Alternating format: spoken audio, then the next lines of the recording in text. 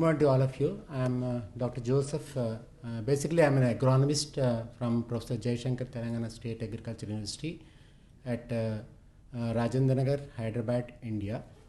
I have a totally 30 years of experience in this agriculture in the field of agronomy, afforestation, wasteland development, avenue plantation, and watershed management, and all afforestation programs. And I have about 20 years experience in the research and about 10 years in teaching to the agriculture students of BSc Agriculture, MSc and PhD students over there back home in my university.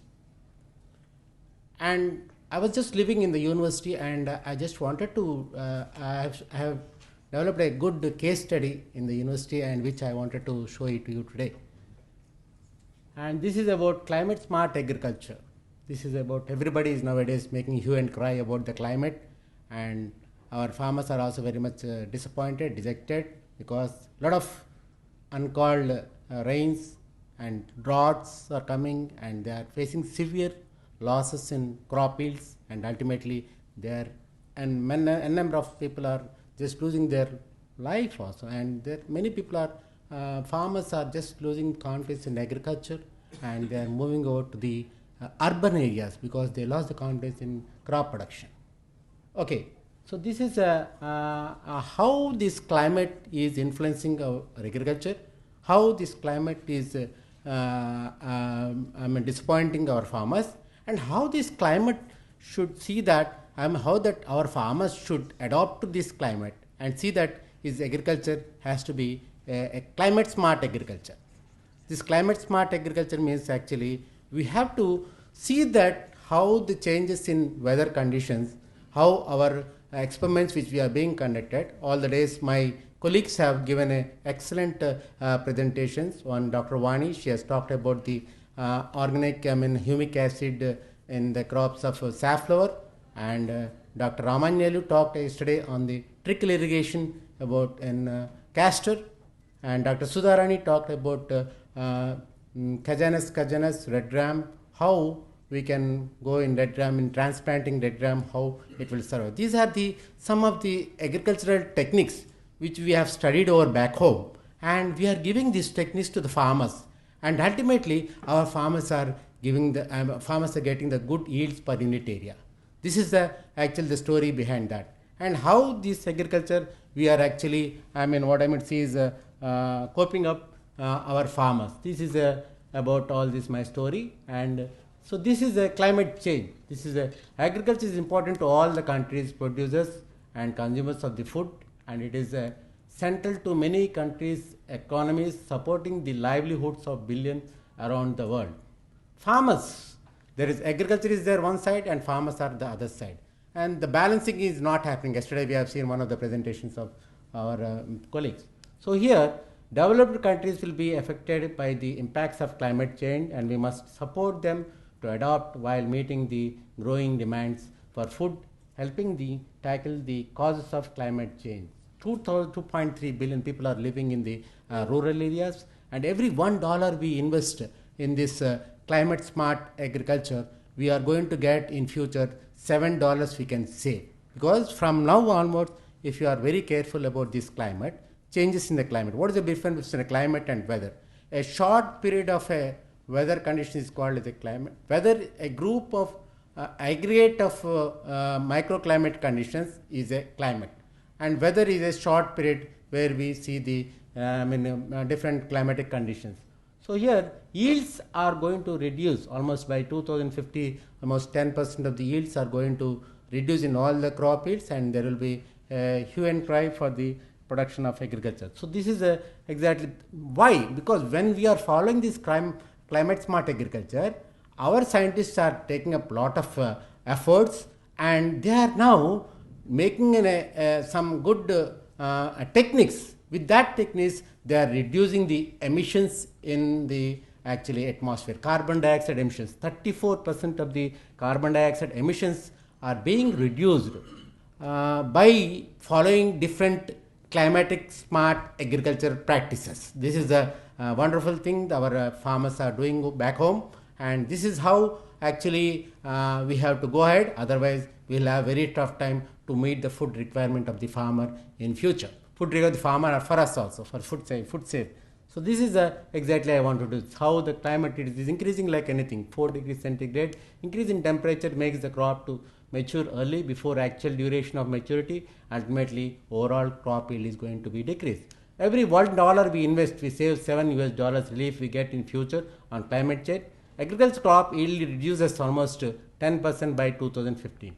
Crop improvement decreases and carbon 13 billion tons of emission is released and decreased by 34% emissions overall. So this is what exactly I want to tell. How we are doing that at back home, how our scientists are working a good climate smart agricultural practices. Ultimately, our main objective is to reduce the carbon emissions into the atmosphere and see that increase in temperature should stabilize so that we can continue and sustain and get good crop yield. So here you can see agriculture is important to all countries as producers consume as food, and it's central to many countries' economies, supporting the livelihoods of billions around the world. Farmers in both developing and developed countries will be affected by the impacts of climate change, and we must support them to adapt while meeting growing demand for food and helping to tackle the causes of climate change. So these are both the things are there. These two things have to be balanced, and climate is on the other side. So it is very difficult to change the mindset of the farmer. That's what exactly I wanted to talk to you. So this is a pressure, population and agriculture. World population will reach by 9 billion by 2050. Food production is going to increase by 60%. Agriculture should undergo a significant transformation to feed the growing population, and climate change adds extreme challenges in reaching this goal, especially developing countries where food security and poverty are prevalent. This is very important. So the population is increasing like anything, and we have to meet the food demand. For meeting the food demand, yield per unit area we have to increase. To increase the yield per unit area, we have to follow good climatic smart practices, which ultimately give more yield. That is exactly our farmers are doing back home, and good agricultural techniques we have developed over there, and these techniques are really helping our farmers to get more yield. So this is a pressure on forestry. There are 3 fields are there: forestry, agriculture and fisheries. On this and base everything depends, socio-economic trends also depends on this thing. So these are the some of the lines. What is climate smart agriculture and why is climate smart agriculture needed? So 2050 the world population will increase by 1/3. Most of this additional 2 billion people will live in developing countries. If the current income and consumption growth trends continue, FAO estimates that agriculture production will have to increase by 60% by 2050. Agriculture must therefore transform itself, and actually we have to feed a growing global population and provide the basis for economic growth and poverty reduction. So this is climate change, food security, agricultural development goals, adaptation. Our farmers have to adopt. It's very difficult to convince our farmer to adopt the latest practices. Their mindset is already decided. They will be doing the same old type of a crop cultivation, and they will never actually convince once we introduce a new climatic smart agriculture.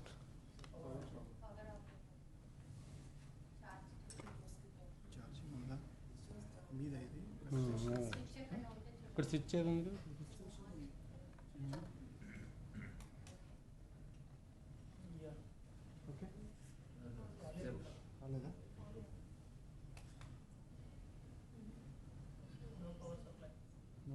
another power source.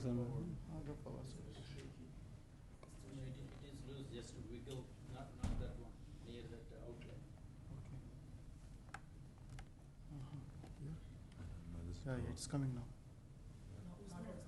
ఇక్కడ వస్తుంది కదా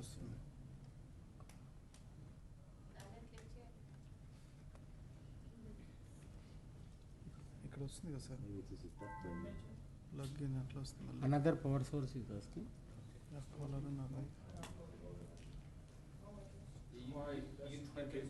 Okay.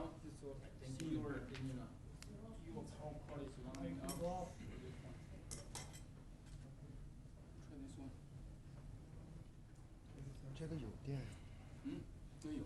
这个有电。我认为啊，Rules connection కూడా ఏం లేదు. So minimum check sir. ఇప్పుడు ఎందుకులే అండి మళ్ళీ ఇందులో. అట్లా కాదు. 电源接入不好。电源接入。 వస్తుందా?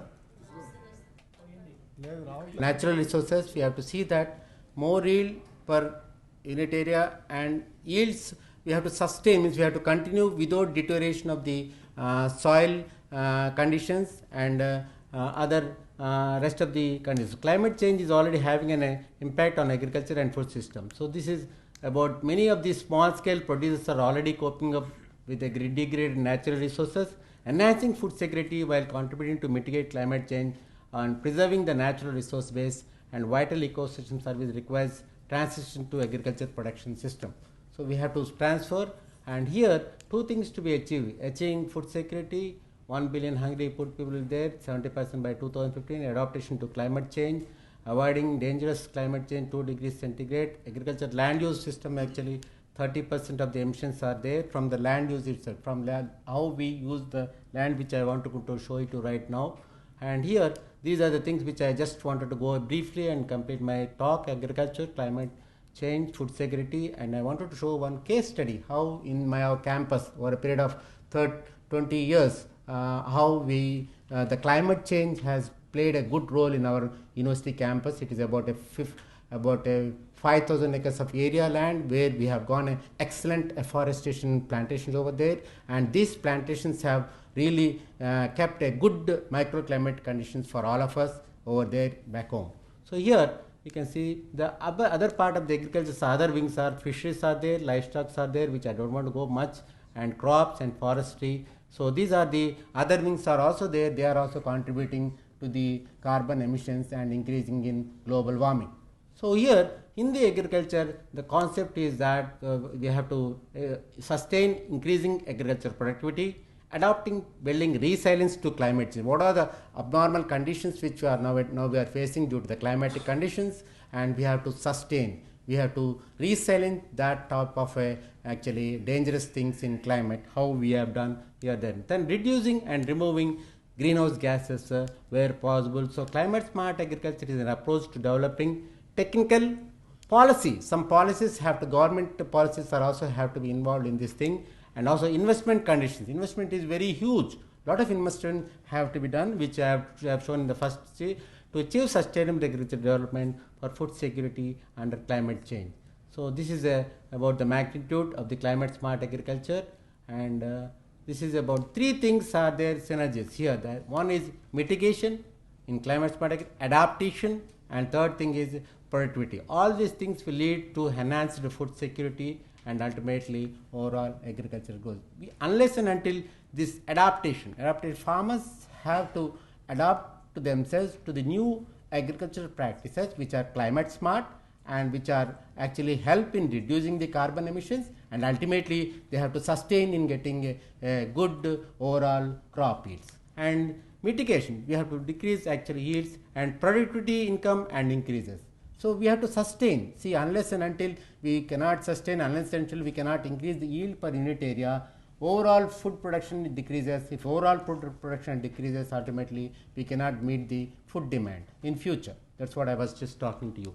So these are the three things: synergies, mitigation, adaptation, and productivity, and this will lead towards enhanced food security and overall growth. So in these things, actually climate smart agriculture, there are certain components are involved. One is about crop management. My colleagues have yesterday discussed excellent trials. They have discussed practical trials, and this is water management, climate smart water. My colleague Dr. Ramanjaneli has discussed about trickle irrigation in castor. Because this irrigation, when we are doing that, we are saving almost 30% of irrigation water, and automatically our farmers are sustaining and going for the good crops which needs less water than the crops which requires many number of times more water. So that's what called climate smart. And livestock management is also one of the important things. They are also contributing lot of things for the actually emissions of the greenhouse gases.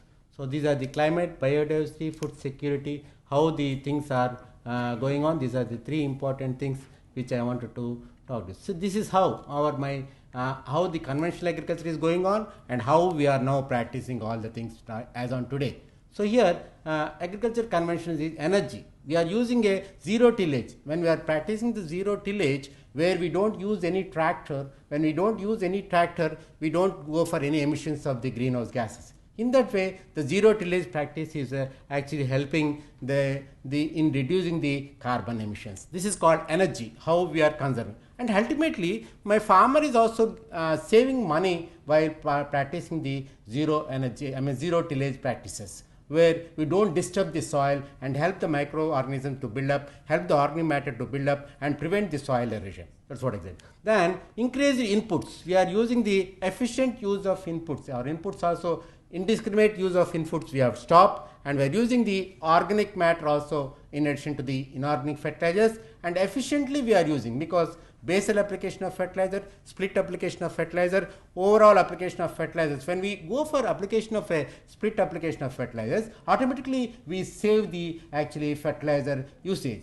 When we go for a at a time basal application itself a fertilizer, we lose lot of fertilizer and ultimately we don't get more yield also. So split application will increase the efficiency of utilization of the inputs. So while in climate smart agriculture, we are advising our farmers to go for actually efficient use of inputs and also expansion of land use, crop diversification. We are diversifying the crops. Wherever we need the crop, which crop we have to require, those particular type of crops. Wastelands are there, wasteland crops we are going. Wherever the land suitable for particular type of crop, we are going like the alternate land use systems we are practicing, and also improved varieties. My friends have already talked how the excellent crop varieties we have now developing back home, and these are giving almost 4 to 5 times or almost 10 times more yield than the local varieties we have been actually practicing over there being back home. So this is a energy, inputs, land use system, and in all these components we are going for the climate smart agriculture. Ultimately, our main aim is this, to reduce the actually carbon emissions, and our farmers should get more yield per unit area, and ultimately you can sustain and without actually spoiling the other resources, natural resources like soil, water and inputs. So here in the materials and methods, we have the water that we are including is seeds, water, nutrients, energy and risk averting instruments. Crop insurance, nowadays our farmers are losing the crops and we are asking them to go for the crop insurance. So this crop insurance will help them in actually giving the actually supporting the farmer when the crop fails due to uncalled rains or due to drought conditions. So every 1 rupee actually he spends for that, 10% of that amount he will pay as a premium for the crop insurance scheme. So like that, nutrients and all these things, what these materials are helping in reduction of emission in carbon dioxide per ton of the farm produce. Number 2, sequestration of the carbon dioxide in the soil. So we are harvesting the carbon from the atmosphere and storing that in the soil. And the third thing is increased crop resilience to heat, droughts and floods. Because of this crop resilience, lot of things are happening. So how we have to sustain this, these shocks and see that our farmer go for a smooth agricultural practices without diverting his interest in agriculture or losing confidence in agriculture. This is exactly the present scenario at back home.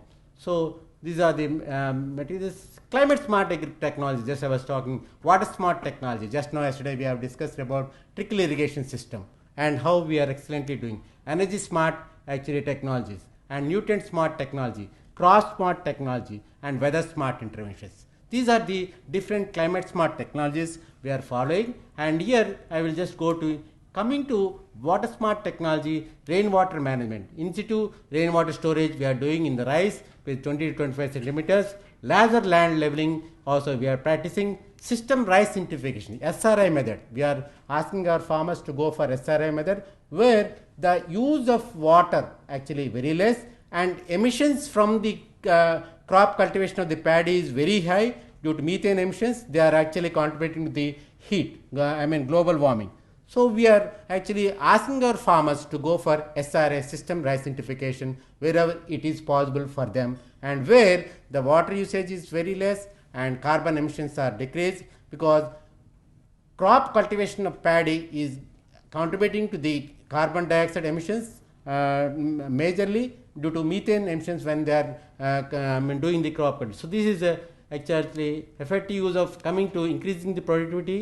Here reduce the losses, reduce the loss in food processing, improve agricultural marketing and carbon sequestration. So agriculture removes greenhouse gases, and we must reach all these water smart technologies which we are now practicing. It is on go, and this is one of the climate smart practices which we have practiced in our campus. Excellent afforestation program we have done, and this is a deep actually furrows we have taken up before the harvest of before the commencement of the rainy season, and we have gone for the plantations where in the furrow the rainwater has been harvested and it is stored, and the effective rainwater has helped in establishing the excellent plantation of 5 lakh trees in our campus. This is an excellent case study which I wanted to present to you today. Seeing is believing is the principle is there in extension that you can see today. Here this is a wasteland. Once upon a time in our back home, in our university, it was a wasteland where there was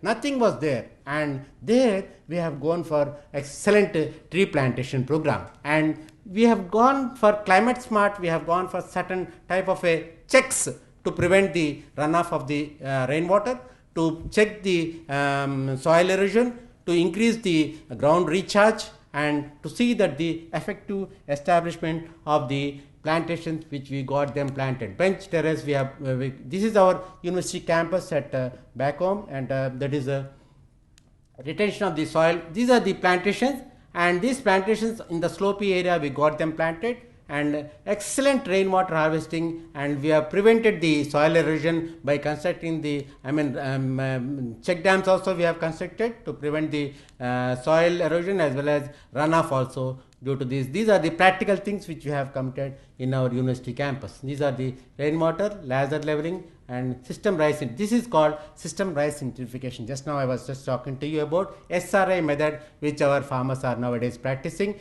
and it is one of the climate smart practices which we are doing, which reduces which requires less water, more yield per unit area, and reduce the emissions of the carbon into the atmosphere, and ultimately it is helping in decreasing the carbon emissions.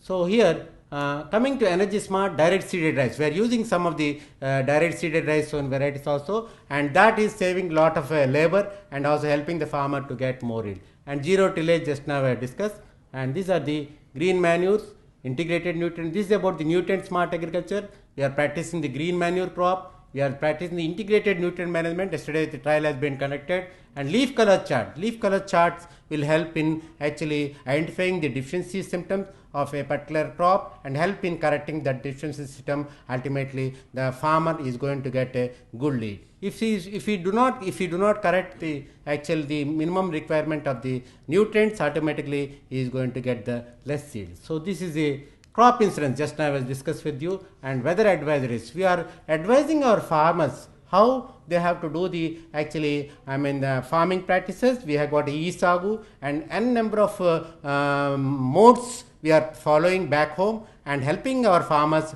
to follow effective, excellent climate smart agriculture. We are forecasting the farmer what are the things which they have to go, and what type of a crop they have to take up, and how they have to take up, what type of a seed they have to purchase, where they have to sow, how they have to sow, and what to practice, what not to practice. All these things we were telling to our farmer, and through the TV and through different modes of cell phone, through the cell phone also we are communicating to our farmer all these practices.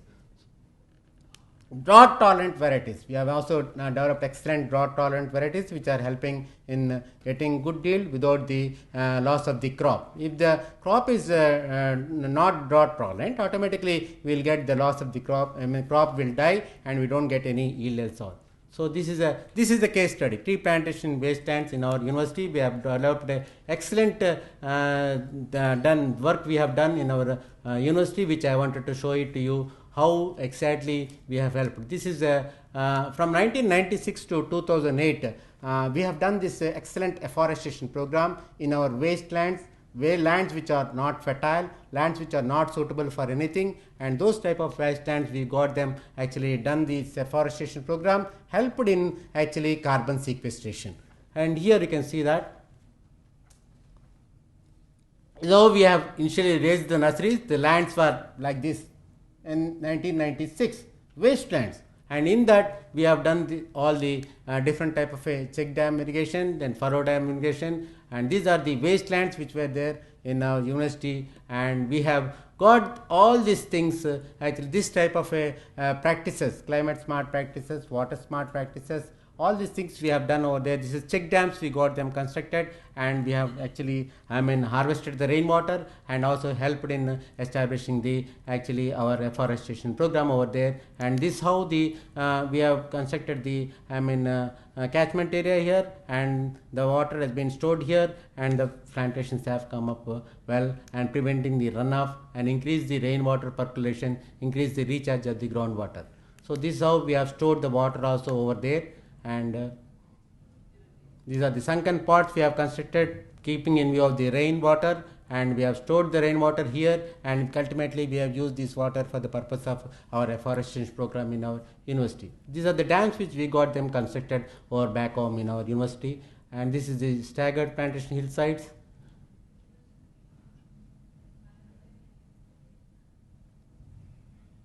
So this is how that once we started the developing this afforestation program, my trees have come up like that. Over 5 lakh trees we have established in our campus, and we got about a 2 degrees centigrade less microclimate condition in our campus. That's what exactly we are enjoying right now, because this is climate smart. We have practiced all climate smart practices, afforestation program, excellent plantation we have done, and my student has worked on the carbon sequestration program that I cannot present because the time does not permit me. How the carbon he has sequestered, how the trees are helping in carbon sequestration, how they are helping in decreasing the improving the microclimate condition and keeping the temperature low comparing to the other areas. When we have measured the actually pollution control here, the least pollution we have observed in our area comparing to the other areas in our Hyderabad city. So this is the least area we have observed the pollution, and these are the excellent deep furrows we have made before the rainfall,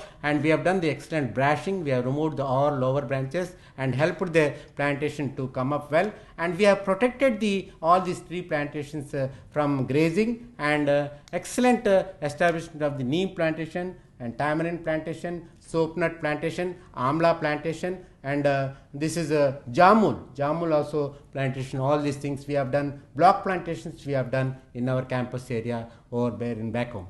So this is our afforestation program in 2005 in the agroforestry actually millennium plantations we have done, and we are now enjoying the excellent microclimatic condition over there. And this is how that seeing is believing and practicing we have practiced. I was there from the beginning till end, and till today also I am there, and I am enjoying because I stay there also, and I enjoy this excellent microclimate condition. So this is how we got them planted, and we have protected them, all this afforestation program over there back home. These are the wastelands. See, once upon a time, these wastelands we have developed excellent Styloxanthus hamata. Styloxanthus hamata is in a grass actually, which is going to actually help in in spreading the soil, and in reducing the erosion, gives 20 tons per hectare of the yield. And these grasses we have given to the farmers in actually using them for their cattle. So this is our these are the afforestation program which we have done. I will run quickly some of the slides which are there. This is that.